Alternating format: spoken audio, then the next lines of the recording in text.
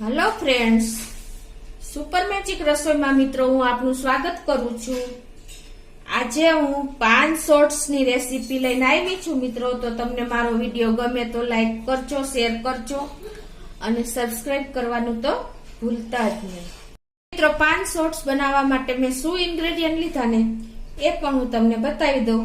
એમાં મેં જે આપણે કલકત્તી પાંદ આવે ને એ તમારે પાંદવાળાની દુકાને મળી જાય। આપણે ખાવાના પાન જે આવે છે અને આપણે ગુજરાતી લોકો નાગરવેલના પાન પણ કહીએ છીએ। જોકે હવે ઘરે ઘરે નાગરવેલ અવેલેબલ થઈ ગઈ છે। તો એ પાંદ મેં 7 પાંદ લીધા છે નાગરવેલના, એકદમ ફ્રેશ છે।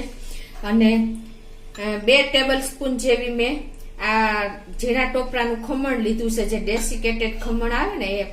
અને 2 ટેબલ સ્પૂન મેં 1 થી 1.5 ટેબલ સ્પૂન મેં વરિયાળી લીધી છે। 2 ટેબલ સ્પૂન ગુલકંદ લીધું છે અને પોણો કપ એટલે કે 3/4 કપ મેં દળેલી ખાંડ લીધી છે। અને 5 થી 6 ક્યુબ આપણે આઈસના લેશું, બરફના। અને અડધો કપ જેવો મેં આઈસ્ક્રીમ તમારે જે અનુકૂળ આવે એ પ્રમાણે લઈ શકો છો। અને 1 થી અડધી થી પોણી ટીસ્પૂન જેવું આપણે એલચી પાવડર લીધો છે।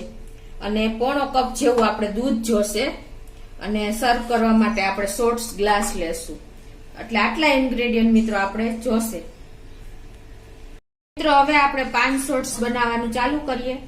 એમાં શું કરવાનું છે, જો આપણે આ કલકત્તી પાન લીધા છે, જે પાંદવાળાની દુકાને અવેલેબલ છે, એની આપણે આ જે ઉપર જે ડંઠલ હોય ને એકદમ જાડી હોય છે, એટલે એ આપણે રિમૂવ એટલે કે દૂર કરી દેવાની છે। આ રીતે બધા પાંદમાંથી તમે જોઈ શકો છો।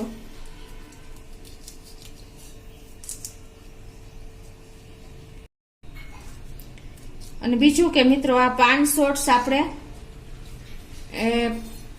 જે આપણે ખોરાક લઈએ છીએ ખાધા પછી જ આપણે આનો ઉપયોગ કરીએ છીએ, એટલે મુખવાસ તરીકે કે આપણે ઉપયોગ કરીએ છીએ। અને આપણે જે પચાવવામાં પણ આ ખૂબ ઉપયોગી છે। એટલે આપણે જમ્યા પછી જો આપણે આનો ઉપયોગ કરી તો વધારે આપણને સારું રહે છે। તો આ રીતે આપણે બધી ડંઠલ દૂર કરી દેશું। તો જો આપણે આ ડંઠલ દૂર કરી લીધી છે પાંદમાંથી, આટલી આપણે નીકળી। એકદમ આપણે કૂણા પાંદ હોય એટલે બહુ હોતી નથી। અને હવે એને આપણે આ રીતે કટિંગ રફલી કરી લેશું, કેમ કે આપણે એને મિક્સર જારમાં જ મિક્સ કરવાના છે કટિંગ કરીને। આ રીતે તમે ઇઝીલી કટ કરી શકો છો રોલ વાળીને।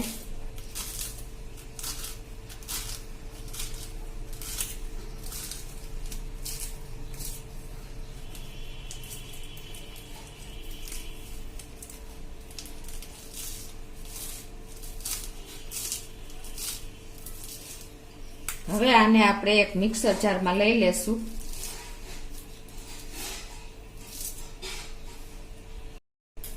તો હવે આપણે જે આ પાન સમાર્યા છે એ આ મિક્સર જારમાં નાખી દેશું।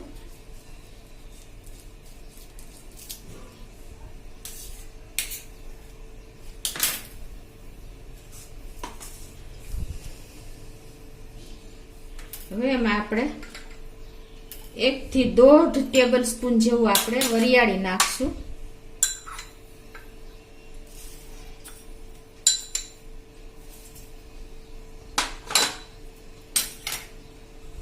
અને અડધી થી વધારે ટીસ્પૂન જેવી આપણે એલચી પાવડર નાખશું। 2 ટેબલ સ્પૂન જેવું આપણે ટોપરાનું આ ડેસિકેટેડ ખમણ લીધું છે એ નાખી દેશું। અને આપણે 5 ક્યુબ આપણે આઈસના નાખી દેશું। અને જો તમે ઠંડુ પાણી નાખો તો પણ ચાલે, એના હિસાબે આપણે આ પાંદનો કલર એવો ને એવો જળવાઈ રહે, એટલે આપણે આ રીતે કરીએ છીએ। હવે આને આપણે મિક્સર જારમાં ફેરવી લેશું। તો જો આપણે મિક્સર જારમાં પીસી લીધું છે। હવે એમાં આપણે 2 ટેબલ સ્પૂન જેવું આપણે આ ગુલકંદ નાખી દેશું।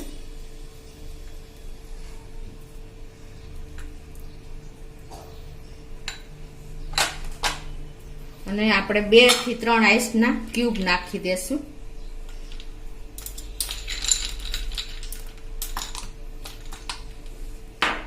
અને ગુલકંદના હિસાબે આપણે કલર થોડોક લાઇટ થઈ જાય છે, એટલે હવે એમાં આપણે થોડોક એવો કલર આપણે ફૂડ કલર ગ્રીન કલર નાખી દેશું.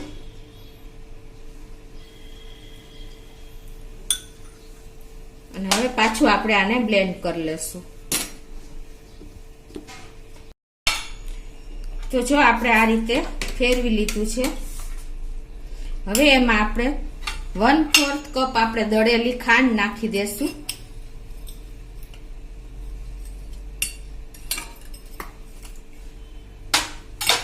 પાછું આને આપણે બ્લેન્ડ કરી લેશું.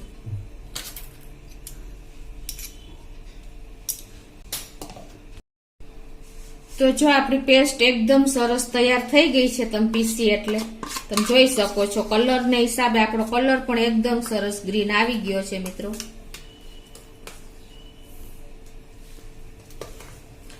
હવે આ પેસ્ટ તમે ફ્રીજમાં 1 વીક સુધી તમે રાખી શકો છો.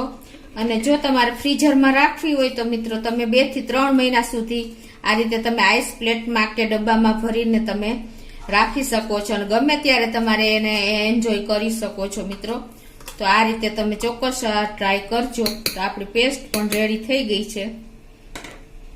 હવે આપણે એને સર્વ કરવાનું પણ હું તમને બતાવું છું. એના માટે આપણે શું કરવાનું છે, એક જારમાં આપણે કે મિક્સર જારમાં ગમે એમાં તમે 3 ટેબલ સ્પૂન આપણે આ પેસ્ટ નાખવાની છે.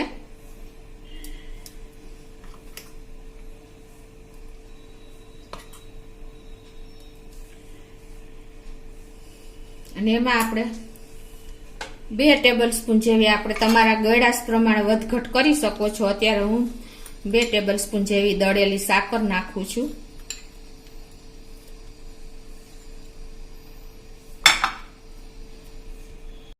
અને 1/4 કપ આપણે એમાં દૂધ નાખી દેશું. અને હવે એમાં આપણે એકદમ રીચ કરવા માટે આપણે 1/2 થી 1/4 કપ આપણે વેનીલા આઈસ્ક્રીમ નાખી દેશું. જો તમે વ્હીપ ક્રીમ પણ નાખી શકો છો, તમે ફ્રેશ ક્રીમ પણ નાખી શકો છો. અને કાંઈ ન હોય ને મિત્રો તો તમે ઘરની મલાઈ પણ આમાં એડ કરી શકો છો. તો આપણે અત્યારે 1/4 કપ જેવો આઈસ્ક્રીમ નાખી દઈશું. અને હવે આને આપણે બ્લેન્ડ કરી લેશું. અને આપણે આ રીતે મિક્સીમાં બ્લેન્ડ કરી લેશું બ્લેન્ડરથી.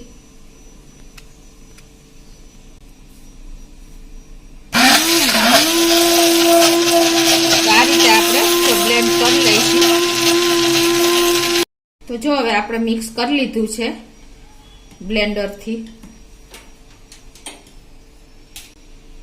હવે આપણે એને સર્વ કરી દેશું. તો એના માટે મેં આ નાના નાના ગ્લાસ લીધા છે, શોર્ટ્સના જે આવે છે એમાં આપણે આ રીતે ફિલ કરી લેશું.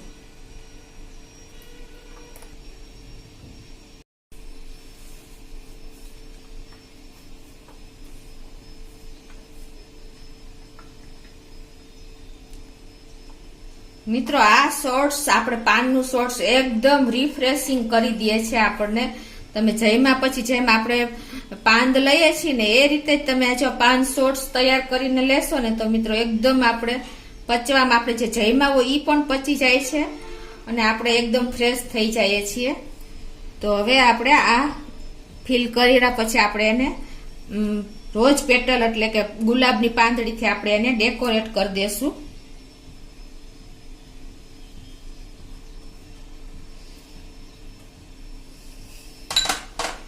મિત્રો આપણું 5 શોર્ટ્સ રેડી છે. તમે જોઈ શકો છો કેટલું એકદમ લુકમાં પણ બહુ સરસ લાગે છે અને ટેસ્ટમાં તો પૂછવું જ શું મિત્રો.